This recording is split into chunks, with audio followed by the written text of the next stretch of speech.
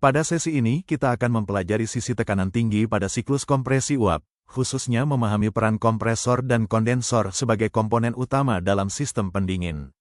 Materi ini akan membahas anatomi, fungsi, serta parameter operasional yang mempengaruhi kinerja sistem refrigerasi agar dapat bekerja secara efisien, aman, dan optimal. Pada sistem refrigerasi kompresi uap, seluruh siklus pendinginan digerakkan oleh perbedaan tekanan refrigeran di dalam sistem. Di titik awal atau kompresor, uap refrigeran bertekanan rendah dihisap lalu ditekan sehingga suhu dan tekanannya meningkat secara drastis. Selanjutnya refrigeran masuk ke kondensor sebagai titik pelepasan kalor atau heat sink. Pada tahap ini panas dibuang ke lingkungan sehingga refrigeran berubah dari gas panas menjadi cair kembali. Proses inilah yang membuat refrigeran terus bersirkulasi dan memungkinkan sistem pendingin bekerja secara berkelanjutan. Pada sistem refrigerasi, kompresor berfungsi sebagai jantung yang menggerakkan sirkulasi refrigeran di dalam sistem. Kompresor mengubah energi mekanik menjadi peningkatan entalpi fluida melalui proses kompresi. Refrigeran masuk melalui sisi suction dalam kondisi uap jenuh bertekanan dan bersuhu rendah dari evaporator. Di dalam kompresor, volume refrigeran diperkecil melalui mekanisme positive displacement sehingga tekanan dan suhunya meningkat. Setelah proses kompresi, refrigeran keluar melalui sisi discharge dalam bentuk gas bertekanan tinggi dan bersuhu tinggi untuk selanjutnya dialirkan menuju kondensor. Berdasarkan mekanisme langkah kerjanya, kompresor refrigerasi dibagi menjadi beberapa jenis utama.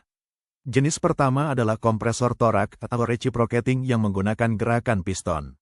Tipe ini sangat andal dan banyak digunakan pada sistem cold storage standar. Jenis kedua adalah kompresor rotari yang menggunakan baling-baling berputar. Dimensinya lebih ringkas dan cocok untuk kapasitas pendinginan menengah. Selanjutnya kompresor skru menggunakan dua rotor ulir yang saling mengunci. Tipe ini memiliki efisiensi tinggi dan umum digunakan pada sistem pendingin industri berskala besar.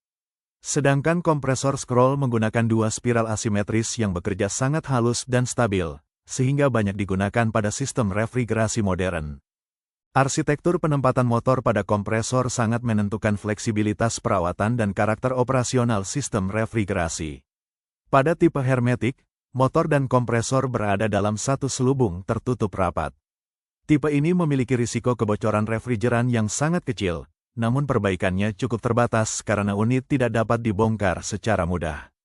Tipe semi-hermetik menempatkan motor dan kompresor dalam satu casing yang masih dapat dibuka.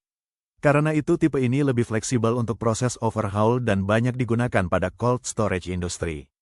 Sedangkan tipe open type memiliki motor penggerak yang terpisah dari kompresor dan dihubungkan menggunakan kopling atau sabuk transmisi. Tipe ini sangat fleksibel, tetapi memiliki risiko kebocoran lebih tinggi pada area shaft seal. Kondensor merupakan alat penukar kalor atau heat exchanger yang berfungsi membuang panas dari refrigeran ke lingkungan. Pada tahap awal terjadi proses desuperheating, di mana uap refrigeran bersuhu tinggi dari kompresor mulai melepaskan kalor sensibel saat bersentuhan dengan permukaan kondensor yang lebih dingin.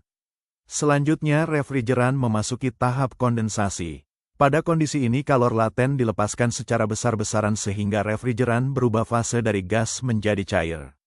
Di bagian akhir, refrigeran keluar dari kondensor dalam bentuk cair bertekanan tinggi menuju katup ekspansi, sementara tekanan pada sisi kondensor tetap berada dalam kondisi tinggi. Pemilihan tipe kondensor sangat dipengaruhi oleh kapasitas beban pendinginan serta kondisi lingkungan tempat sistem refrigerasi beroperasi.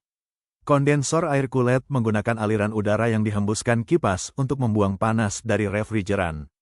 Tipe ini praktis, mudah dipasang, dan banyak digunakan pada sistem pendingin skala kecil hingga menengah.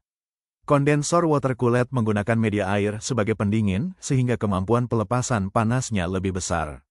Karena itu tipe ini sering digunakan pada cold storage industri dengan kapasitas besar. Sedangkan kondensor evaporatif menggabungkan aliran udara dan sirkulasi air untuk meningkatkan efisiensi pelepasan panas melalui proses evaporative cooling, terutama pada lingkungan bersuhu tinggi. Pada sisi tekanan tinggi, parameter operasional utama yang harus dipantau adalah discharge pressure atau tekanan dorong kompresor. Dalam kondisi normal, tekanan kerja biasanya berada pada kisaran 150 hingga 300 sik, tergantung jenis refrigeran dan kondisi lingkungan operasi. Untuk menjaga keamanan sistem, digunakan perangkat High Pressure Control atau HPC. Komponen ini berfungsi sebagai pengaman otomatis ketika tekanan kompresor melewati batas kritis. Jika tekanan terlalu tinggi, HPC akan memutus aliran listrik ke sistem atau melakukan shut-off untuk mencegah kerusakan kompresor, kebocoran pipa, hingga risiko kegagalan sistem refrigerasi.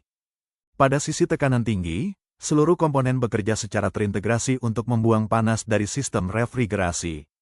Proses dimulai dari kompresor yang menaikkan tekanan refrigeran dari uap bertekanan rendah menjadi uap bertekanan tinggi. Refrigeran kemudian mengalir melalui pipa discharge menuju kondensor. Di kondensor, panas dilepaskan ke lingkungan sehingga refrigeran berubah fase dari gas menjadi cair bertekanan tinggi.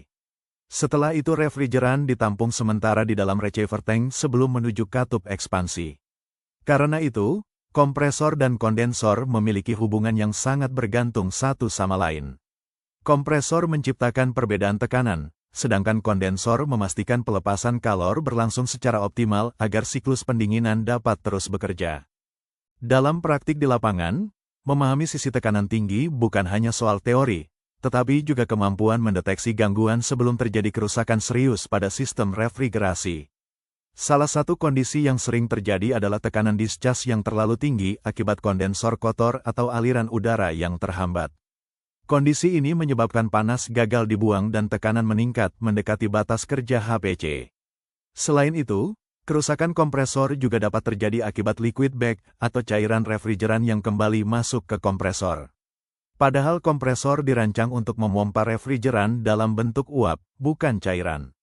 Karena itu pemeliharaan preventif sangat penting dilakukan, seperti membersihkan kondensor secara berkala dan memantau tekanan menggunakan manifold gauge agar sistem refrigerasi tetap aman, efisien, dan memiliki umur pakai yang panjang.